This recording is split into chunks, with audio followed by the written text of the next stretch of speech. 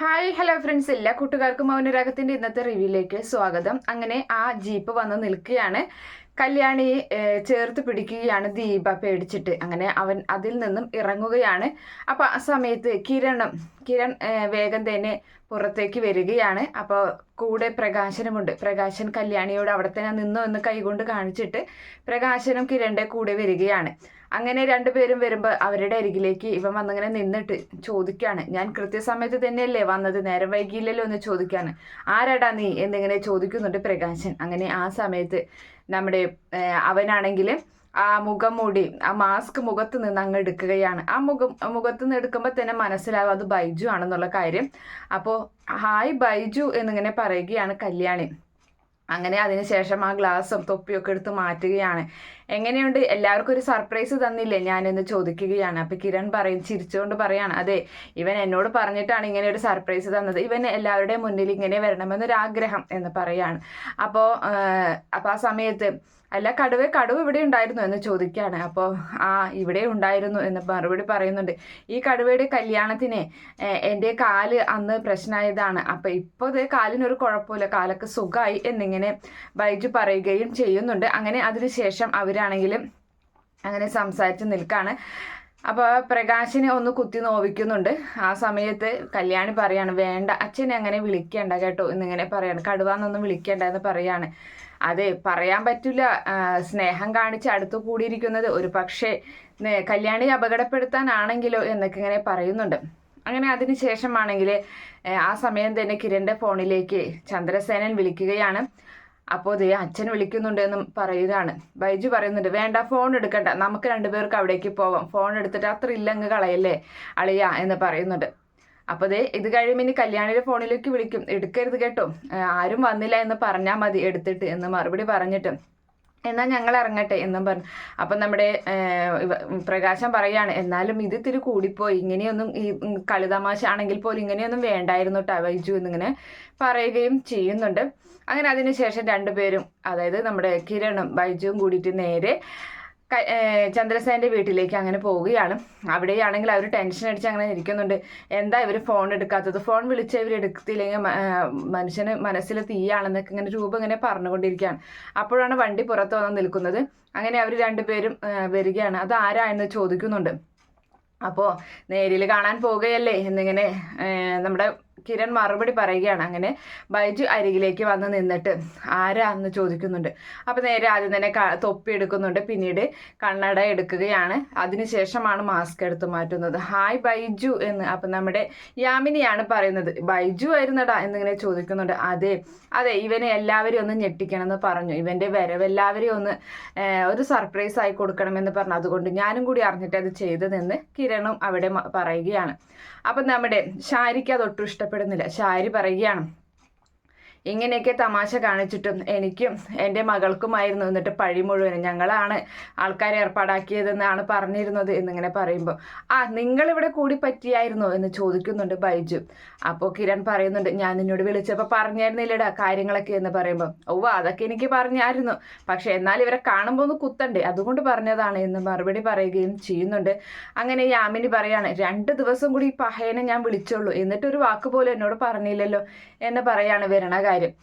അപ്പോൾ ബൈജു പറയുന്നത്, അങ്ങനെ പറഞ്ഞു കഴിഞ്ഞ് ഈ ഒരു ത്രില്ല് ഉണ്ടാവുമോ എന്ന് ചോദിക്കുകയാണ്.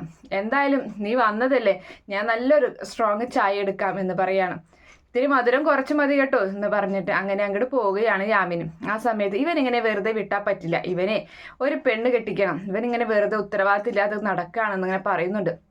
അപ്പോൾ ആ സമയത്ത് അതെ, നിങ്ങൾ വിചാരിക്കുന്നത് പോലെയൊന്നുമല്ല, ഇപ്പൊ പെൺകുട്ടികൾക്ക് ചെക്കന്മാരൊന്നും വേണ്ട, അവരൊക്കെ ഇപ്പോൾ ഒറ്റയ്ക്ക് ജീവിക്കാനാണ് തീരുമാനിച്ചിരിക്കുന്നത്, അതുകൊണ്ട് പെണ്ണ് കിട്ടാനൊക്കെ ഭയങ്കര ബുദ്ധിമുട്ടാണെന്നൊക്കെ ബൈജു മറുപടി പറയുന്നുണ്ട്. അപ്പോൾ അതൊക്കെ ഞങ്ങൾ നോക്കിക്കോളാം, നീ എന്തായാലും ഞങ്ങൾ കാണിച്ചു തരുന്ന പെൺകുട്ടി അങ്ങോട്ട് കെട്ടിയാൽ മതി എന്നൊക്കെ മറുപടി പറഞ്ഞ് അങ്ങനെ അവരങ്ങനെ നിൽക്കുകയും ചെയ്യുന്നുണ്ട്. അതിനുശേഷം കാണിക്കുന്നത് നമ്മുടെ സ്റ്റെഫി ആണെങ്കിൽ ഇവനെ കാണാൻ വേണ്ടി വന്നിരിക്കുകയാണ്, ഗംഗയെ. അപ്പൊ ഗംഗയോട് പറയുന്നുണ്ട്, ഇപ്പൊ ഒരു പുതിയൊരാള് വന്നിട്ടുണ്ട്, ഒരു ബൈജു എന്ന് പറഞ്ഞിട്ടുള്ള ഒരാള്. അയാളെ കാലിന് എന്തോ സുഖമില്ലാതെ ഇപ്പോൾ കുറച്ച് നാളൊക്കെ ഇവിടെ ഉണ്ടായിരുന്നില്ല. ആദ്യം കല്യാണിയുടെയും കിരണിൻ്റെയൊക്കെ ശത്രുവായിരുന്നു, ഇപ്പോൾ ഭയങ്കര മിത്രമാണ്. അപ്പോൾ നിങ്ങളുടെ കൂടെയുള്ള ആ ഇവനോട് ചോദിച്ചു കഴിഞ്ഞാൽ, രാഹുൽ അങ്കിളിനോട് ചോദിച്ചു കഴിഞ്ഞാൽ അവനെ പറ്റിയുള്ള കൂടുതൽ ഡീറ്റെയിൽസ് അറിയാൻ പറ്റും എന്നൊക്കെ ഇങ്ങനെ സ്റ്റെഫി പറഞ്ഞു കൊടുക്കുന്നുണ്ട്. ഞാനൊരു കളി കളിച്ചാലോ എന്ന് ഗംഗയോട് ചോദിക്കുകയാണ് സ്റ്റെഫി. എന്താ നീ ഉദ്ദേശിക്കുന്നത്? അതെ, അവൻ എന്തായാലും കല്യാണം കഴിച്ചിട്ടില്ല, എന്തായാലും ഇത്രയും ഇതായതുകൊണ്ട് അവനെ കല്യാണം കഴിപ്പിക്കാൻ എല്ലാവരും കൂടി തീരുമാനിച്ചിട്ടുണ്ടാവും. അപ്പം ഞാൻ അവൻ്റെ മനസ്സിലേക്ക് ഇടിച്ചു കയറി അങ്ങ് ചെന്നാലോ, എന്നിട്ട് പെണ്ണ് കാണാനും ചടങ്ങിന് എന്തായാലും കിരണും കല്യാണി എത്തും, അപ്പോൾ ആ സമയത്ത് അവരെ തീർക്കണം എന്ന് മറുപടി പറയുകയാണ്. അപ്പോൾ നിന്റെ ഫോട്ടോ എങ്ങനെ അവർ ചോദിക്കില്ല, അതൊക്കെ ഞാൻ എന്തെങ്കിലുമൊക്കെ അഡ്ജസ്റ്റ് ചെയ്ത് നിന്നോളാം, എന്തായാലും നിന്നെ പറ്റി അവർക്ക് സംശയമൊന്നും ഇല്ലെന്നാണ് എനിക്ക് തോന്നുന്നത് എന്ന് ഗംഗ പറയുകയാണ്. പക്ഷെ എന്തായാലും നമ്മുടെ കല്യാണിക്കും കിരണും സ്റ്റെഫിയെ പറ്റി നല്ല സംശയമുണ്ട്. അങ്ങനെ ഒരു തമ്മിൽ അങ്ങനെ ഒരു ഡീലും ഉറപ്പിച്ച് അവിടെ നിന്നും പോവുകയാണ്. അതിനുശേഷം കാണിക്കുന്നത് ബൈജുവിന് ഭക്ഷണം വിളമ്പി കൊടുക്കുകയാണ്.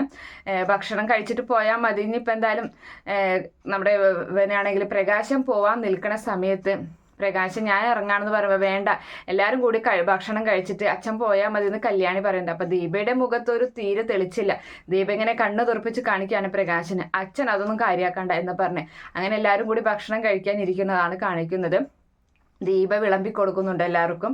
അങ്ങനെ ആ സമയത്ത് ബൈജു പറയാണ്, കല്യാണിയുടെയും അമ്മയുടെയൊക്കെ കൈപ്പുണ്യം അറിഞ്ഞിട്ട് കുറേ നാളായി, നല്ല ടേസ്റ്റ് ഉണ്ട് എന്ന് പറഞ്ഞങ്ങനെ കഴിക്കുകയാണ്. അപ്പോൾ പ്രകാശനും പറയാണ്, അത് ശരിയാണ്, എൻ്റെ മോളുടെ കൈ കൊണ്ടുണ്ടാക്കിയ ഭക്ഷണം കഴിച്ചിട്ട് ഞാനും ഒരുപാട് നാളായി എന്ന് പറയുന്നുണ്ട്. അങ്ങനെ ആ സമയത്ത് ഇവൻ്റെ കല്യാണക്കാരൻ തന്നെയാണ് പറയുന്നത്. അപ്പോൾ കല്യാണക്കാരൻ പറയുമ്പോൾ പ്രകാശം പറയാണ്, അതെ, വേണമെങ്കിൽ ഞാനും ഒരു പെണ്ണിനെ പറ്റിയത് വല്ലവരുണ്ടെങ്കിൽ ഞാനും നോക്കിക്കോളാം എന്ന് പറയുമ്പോൾ ബൈജു ചോദിക്കുന്നുണ്ട്, അത് ശരി, നിങ്ങൾ ഇപ്പോൾ പെൺകുട്ടികളുടെ മുഖത്തൊക്കെ നോക്കി തുടങ്ങിയോ എന്ന് ചോദിക്കുകയാണ്. അപ്പോൾ വേണ്ട ബൈജു എന്നിങ്ങനെ കല്യാണി പറയാണ്. അപ്പോൾ പ്രകാശം പറയുന്നുണ്ട്, അത് കുഴപ്പമില്ല, അവൻ പറഞ്ഞോട്ടെ, അവൻ പറഞ്ഞത് ശരി തന്നെയല്ലേ, ഞാൻ എല്ലാ പെൺകുട്ടികളെയും വെറുപ്പോട് കൂടിയിട്ടല്ലേ നോക്കിയിരുന്നത്, അവൻ പറഞ്ഞോട്ടെ എന്ന് പറയാണ്. അതെ, ഈ സ്നേഹമൊക്കെ കൊള്ളാം, ഇടയ്ക്കിടയ്ക്ക് മകനെ ജയിലിൽ പോയി കാണുമ്പോഴേ തിരിച്ചു വരുമ്പോൾ മകനോടുള്ള സ്നേഹം കാരണം ഇതൊക്കെ മാറിയിട്ടെങ്ങാനുണ്ടെങ്കിൽ എന്നിങ്ങനെ ബൈജു ഇങ്ങനെ പറയുന്നുണ്ട്. ഇനിയിപ്പോൾ അതിനെപ്പറ്റിയൊന്നും പറയണ്ട, അച്ഛൻ സമാധാനത്തോട് ഭക്ഷണം കഴിച്ചു എന്നും പറഞ്ഞ് കല്യാണി അച്ഛന് ഭക്ഷണമൊക്കെ കഴിപ്പിച്ച് അങ്ങനെ ഇരിക്കുകയാണ്. എന്തായാലും അതിനുശേഷമാണെങ്കിൽ നമ്മുടെ സ്റ്റെഫിയെ തന്നെ കാണിക്കുന്നുണ്ട്. സ്റ്റെഫി 2 ഗുണ്ടകൾ ഇങ്ങനെ കാത്തു നിൽക്കുകയാണ് അവിടെ. അപ്പോൾ സ്റ്റെഫി വരുന്നുണ്ട്. അപ്പോൾ ആ സമയത്ത് ഞാൻ നിങ്ങളെ കാണണമെന്ന് പറഞ്ഞത് എന്തുകൊണ്ടാണെന്ന് അറിയോ, നിങ്ങളുടെ പുറകെയും ചാരക്കണ്ണുകൾ ഉണ്ടായിരിക്കും. എന്തായാലും ഞാൻ ഗംഗയുടെ അരികിൽ നിന്നാണ് വരുന്നത്, ഞങ്ങളൊരു കാര്യം തീരുമാനിച്ചിട്ടുണ്ട്, അതിന് ഞാൻ 2 പേരെ ഒരു സ്ഥലത്തേക്ക് ഞാൻ വിടാം, പക്ഷെ അവിടെ വെച്ചിട്ട് നിങ്ങൾ അവരെ തീർത്തോളണം എന്ന് പറയുമ്പോൾ അത് ഉറപ്പായി ഞങ്ങൾ ചെയ്തിരിക്കും, ആദ്യത്തെ പോലെ അബദ്ധങ്ങളൊന്നും പറ്റില്ല എന്നിങ്ങനെ മറുപടി പറയുന്നുണ്ട് ആ 2 ഗുണ്ടകൾ. എന്നാലേ ഞാൻ തീരുമാനിച്ചിട്ട് നിങ്ങളെ അറിയിക്കാം, പിന്നെ നിങ്ങളെ ആർക്കും ഒരു സംശയവും തോന്നരുത് എന്നുള്ള കാര്യങ്ങളൊക്കെ സ്റ്റെഫി ആ ഗുണ്ടകളോട് പറഞ്ഞു കൊടുക്കുകയാണ്. ഇല്ല മേഡം, ഗംഗേട്ടനും കൂടി പുറത്തുണ്ടായിരുന്നെങ്കിൽ നമുക്ക് സുഖമായിരുന്നു എന്ന് പറയുമ്പോൾ അതിന് പകരമാണ് ഞാൻ വന്നിട്ടുള്ളത്, അവൻ്റെ ആഗ്രഹത്തിനനുസരിച്ച് കാര്യങ്ങളൊക്കെ ചെയ്തിട്ട് അവനെ പുറത്തിറക്കണം ജയിലിൽ നിന്ന്, അതാണ് എൻ്റെ ആഗ്രഹം എന്നൊക്കെ ഇങ്ങനെ പറഞ്ഞു നിൽക്കുകയാണ്. എന്തായാലും ആ ഒരു ഭാഗമൊക്കെ കാണിച്ചിട്ടാണ് ഇന്നത്തെ എപ്പിസോഡ് അവസാനിക്കുന്നത്. ഈ റിവ്യൂ ഇഷ്ടപ്പെടുകയാണെങ്കിൽ ഈ ചാനൽ ഒന്ന് സബ്സ്ക്രൈബ് ചെയ്ത് സപ്പോർട്ട് ചെയ്യുക. Okay friends, by, thank